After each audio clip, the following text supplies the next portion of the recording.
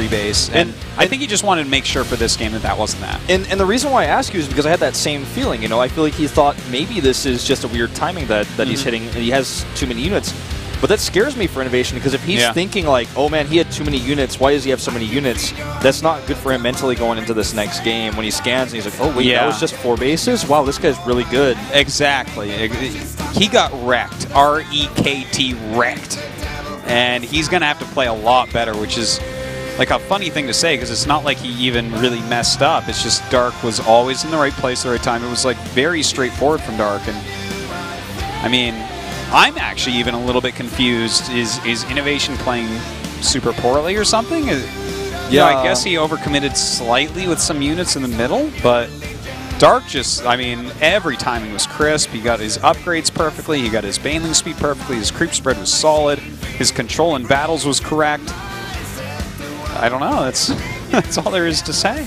Yeah, Innovation just didn't have his Widowmine set up oftentimes. I really liked how Dark decided to, even when he saw the Widowmines, just run his Zerglings past, because he knew that the Army of Innovation was small enough to where the Widowmine shots would actually just blow up the Zerglings on top of the bio, and the Mutas could come clean up. It seemed like he was intentionally just trying to run by them instead of pick them off with like an Overseer and his Mulus. That buys the Terran player a lot more time to actually fire with his Marines and get more damage done. Well, the next map gonna be a merry-go-round. Yeah. That we've seen a few times already today. Yeah, it's odd to me actually that these maps have been out for such a short period of time to practice on, and still like they keep getting picked in this very first day. I would have thought the first day people would try to avoid it, and then like the players that come after are trying to watch right now and see, okay, how are these pros playing on this map right now? You know what? For all but a select few Koreans for the past good while, they've all just been able to practice for this because they haven't had that much going on, unless you are a regular Pro League player. Or you're specifically used to practice against those regular Pro League players on your team, you're going to have a lot of time to prepare for your matches, so you may as well play a lot of games on these new maps. Yeah, good point. Well, Innovation, fan favorite here. Can he tie it up? Let's find out. We're going in the merry-go-round. I'm Wolf, with me as Artosis. This is the GSL Code A.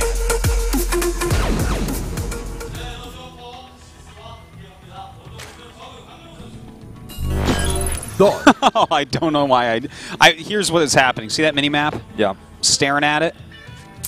It looks like a Kimbop triangle. I was just thinking that. God. Doesn't it? Yes, it does. It really does. I was just looking at it thinking that. And up here, our Terran player. Innovation. It's like Kimbop triangle with like 3 circles on it for some reason. Like that's what's on the packaging. Yeah. It's exactly It's the merry-go-round brand. Yeah. Yeah, for some reason I was just staring at that, thinking about that. So, yeah, I'm glad that you see that. I see it, man. Yeah. It's definitely Bulgogi also. Look at that. They have one on the ramp, too. Oh, yeah. Kimbop triangles It's the exclamation mark flavor. You know, I'm really sad about Kimbop triangles because none of them are vegetarian. Yeah, actually, I guess not. I mean, you don't like even eat tuna, really, do you? I don't. So it's not even just really. It's just not at all. So I'm out of luck helping you out with that one. Yeah. It's too bad. But there are some like kimchi variations, but they usually have meat in them anyways. Yeah, they do. Always. Sorry about that, Dan. That's okay. Kimbop triangles are amazing. They look good when all my friends eat them in front of me. Sorry. I get regular kimbap. I've done that on normal occasion or on numerous occasions. Yes, indeed you have. Yeah. You know what's funny is actually I don't know what it's kimbap triangle is actually called in Korean, but like every time I use that English word with my English-speaking Korean friends, like, what are you talking about? And it's like for some reason always so funny that we call that, like that's like the accepted term for foreigners. It's like kimbap. It looks like a triangle, so it's a kimbap triangle. Yeah. What else would you call it? I don't know, but like kimbaps aren't triangles; they're circles. Yeah. So we have like a triangle version. It's a kimbap triangle, logically, obviously. Yeah. Very descriptive and intelligent way to name it. No, it's not a kimbap square. Obviously, it's a kimbap triangle. Yeah. Why would I call it that? It has 3 sides. All right, so looks like we're having just the hatch first into Pool and Gas versus the Reaper opening here of Innovation. See, I feel like Innovation is just going to play the same way, to be honest. I think so. The positions are actually somewhat similar as well. Mm-hmm. You know, they're kind of horizontally close. Although I guess on this map, since it's triangle-shaped, and it looks to be an equilateral triangle with all sides at 60 degrees, it's going to be pretty much like horizontally close no matter which way you look at it. you know, the corners are a bit rounded, but were those to be sharp, I do believe they'd be about 60 degrees each, as you say. So. I hope the map maker was on top of that. You guys protractor out. Well, you need to be, because otherwise the map is going to be imbalanced one way or the other. For sure. And you know what's really cool about a triangle map? What's the that? 3 players? You always cross spots. It's true. Yeah, you're always as far as you can be from each other. Well, this Reaper's actually getting some work done. He's damaged a lot of drones. I don't think he's going to kill that one. No, not quite. But he's even killed a Zergling, so that's anything you can get. He's going to get 2 Zerglings. It looks like... Oh! That is some incredible control there by Dark. Really good control from Innovation as well, but you know, that's the funny thing about Reaper openings. You don't actually even go in expecting to really kill anything. The Zerg control is too good at this point. You just, you know, you basically just test the waters. Yeah. You damage stuff. And if the Zerg makes any mistakes, then you can get ahead. Yeah. Normally they don't, but every now and then you actually see, you know, a lot of times I'm just like talking with my co-cast or whoever that may be during the Reaper harassment, because it's the same thing every time. You kill nothing. Sometimes they have to start an extra extractor or a spore colony or something like that. Yeah. Crawler. But then occasionally I look down, I'm like, wait a minute, he's killed 2 drones with this. What in the world? This Zerg is way off. Yeah, sometimes it happens with like a really greedy Zerg opening with like extra drones before the pool, or like really fast rush distance, or sometimes a nervous player like Terror. We've seen this before. Now, what do you think we're seeing from Zerg here? Because he's continuing to mine gas, just sitting on 2 bases. Oh, a very quick layer.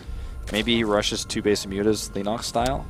He could. You know, last game we had that huge Hellion opening, and against a player that is willing to go into 3 command center and like 8 Hellions off of a Rax, if you rush right up to mutas, you may be able to get a lot of damage done. It's a possibility. Yeah, and it's tough for... Well, it's tough for us to judge exactly what he's going to do here, but I mean, I really feel like with the 3 gases he's taken, there's a pretty distinct possibility. It has to be. You're not rushing to Infester. You have no evolution chambers yet. You'd start the Baneling Nest now if you were going for a Baneling speed weird build that doesn't exist. Yeah, I mean, this has to just be a quick Spire. He could... Thing is, how many Hellions did he actually make this time? Not that many. I think only 4 to 6. I can't tell exactly. I think he's sending 4 more across the map to make it 6. Okay, so that's like a more normal number. But still, we might be able to see some damage get done. Yeah, I mean, he's gone up to quicker barracks this time, now adding the E-bays. There are those 6 Hellions. Now, one thing you have to remember about these quick muta builds, like there may be a point in this game where it looks like Dark is just killing Innovation because he killed some SCVs off and whatnot, but you got to remember, this is a much slower build to take a 3rd base with, and, you know, your economy weaker for longer means that, you know, it's, even if he does some damage to Innovation, that might just put him even, not necessarily ahead. Yeah, that's true, especially with the mules that Terran has. You know, I really feel that unless you can do a ton of damage to a Terran player, a lot of the times it's better to kill army units than it is to kill SCVs as a Zerg player, because if you can accomplish that, you know, whether you kill Hellions, for example, then you stop his map control in the middle of the map, you kill Marines, it means any timing he comes across the map with later might be weaker. But killing SCVs just means his economy is going to be like a little bit duller, but it's still going to be sharp off of 2 bases. You got to be careful about committing to that. It is true. You got to be careful how many units you trade for economy against Terran, because they keep their economy going a lot stronger than you might be used to because of the mule. Well, 8 mutas on the way, and you know, obviously there's no missile turrets yet. Yeah, he's actually identified the 3rd base as late, but he's no preparation for anything. Yeah, he's really not set up for anything. You know, like not even prepared for possible like weird, crazy roach attack or anything. He's just basically sitting back in his base, powering up units. Now the turrets start, and it looks like they're going to line up pretty nicely here. Yeah, it looks like they're going to be finishing just as the mutas get there, so Innovation actually completely on top of things. Nothing too weird in his eyes, seeing these pop out right now. Now, they will chase back the Hellions a little bit. It looks like they got a couple there. 2, yeah. Yeah, I believe they did kill 2. And we do have that move out by Innovation while he does this giant barracks explosion. Looks like he might be going for that 3rd base, and with Baneling speed just started, I wonder if he can get it. If he has really good micro, he might be able to, well, I don't know, with this many Lings and Banelings on the way. Combat Shields is almost done, 1-1 is almost done, but Baneling speed, yeah, it's way too far away with the Baneling speed. I think he might be able to, at the very least, trade armies very well in his favor here, even if he doesn't kill the hatchery. So force some larvae to be used like that. Needs to be careful with his Hellions here. Ooh, that was good with the mutas. Does end up killing one Hellion, almost kills another one there. Every little piece of damage really does count. One thing I'm worried about here for Innovation is the fact that if he commits here and tries to do this and trade his army well, he is going to lose those medevacs. Yeah. Or I would imagine that he will, at least. He should, right? Well, he's got 4 now. Well, he's walking up with some more Marines, and with those 4 medevacs as well as the Marines, let's see what he can actually get done. We have 5 more Banelings morphing, but Baneling's speed's still a little bit late to deal with this correctly. Does he think there's a 4th base there? He's going off creep, that's for sure, but he's giving enough time now to Dark to have that extra set of Banelings. The Baneling speed is getting dangerously close to finishing. Okay, he's just sitting pretty on the high ground here to have that to fall back to. I like it. This is a lot like what you would do with Widow Mines behind. Here he's just using the Marines in that way. And, you know, let's see if this actually works out. That's a lot of Banelings, and Speed did get to finish during this time. Good spreading here by Innovation. Spreads there. And, you know, even if you lose the last of these Marines, I think that was a good enough trade. And you know what? He's not even going to with those medevacs there. Widow Mine's coming out as well. Dark needs to get out of there.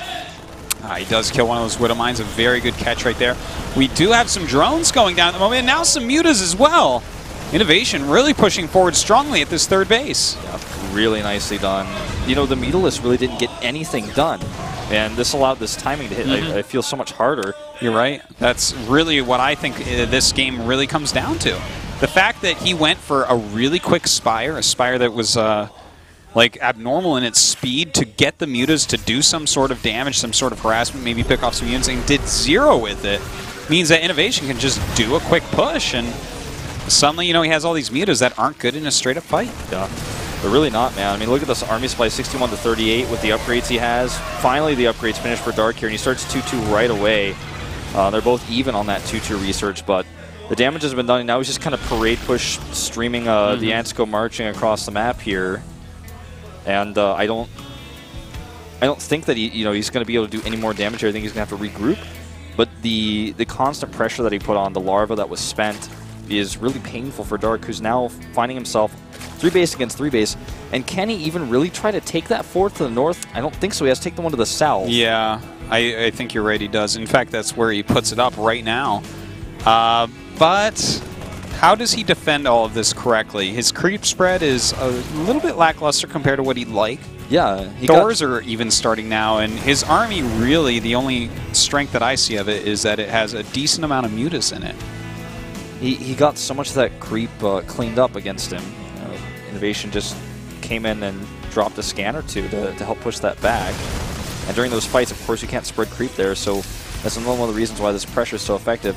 Notice also he already has the burrow upgrade for the Widow Mines to make them burrow faster, which means that he can fight these armies a little bit easier. He rushed that out. It's up super quick. Yeah, he actually got that really quickly in the last game as well, or more quickly than what it used to be. Yeah.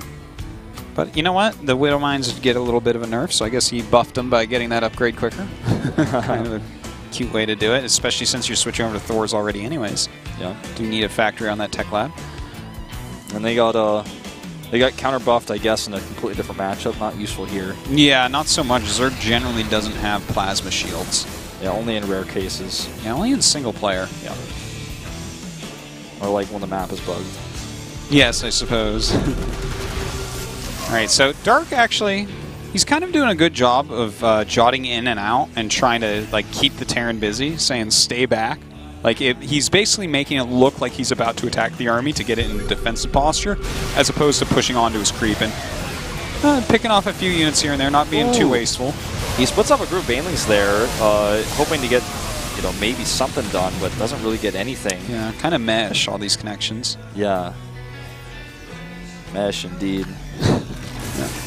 It's a good way to describe it, I think you're right. Well, he's making 20 Banes now. Ooh, that was a little bit more expensive than what you want. Yeah, the Marauders at the front. Notice Innovation always pokes forward with those first. They tank so much, too, so even if you attack them with Mutalisk, like, they're going to take some damage where you get the rest of your units in position. Certainly. All those Thor shots are starting to really hurt, and he just got the +1 complete for them as well.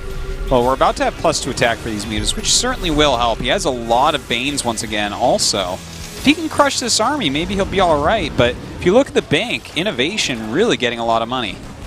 Yeah, he is. Another shot or two goes off here. Oh, God, on those mules have taken a lot of shots, but does he have enough Marines here since he lifted up? The army on the low ground is not going to survive here.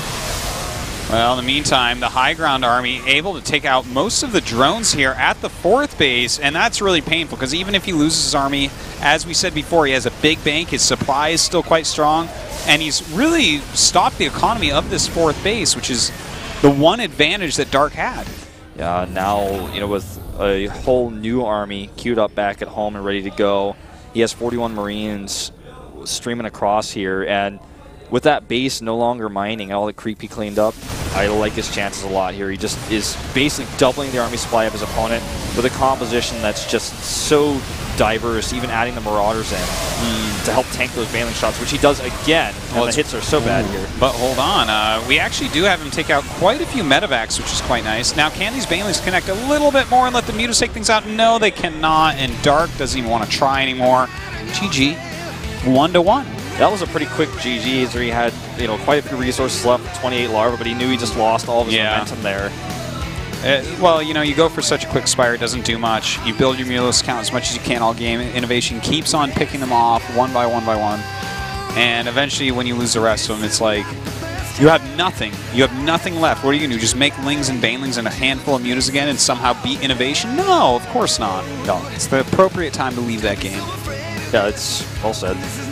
Not pulling a seed there. No, certainly not. Well, let's see what the final map pick is here. I'm really curious about it. I feel like we have to wait a little bit longer to see like what these new maps are and how they get counterpicked for a little bit of time. Some of the maps we got rid of, like Yunsu, for example, are just like so obvious when where they should be picked, and we need like a little bit more time to figure out these newer ones. I'm actually so happy with the maps that they removed.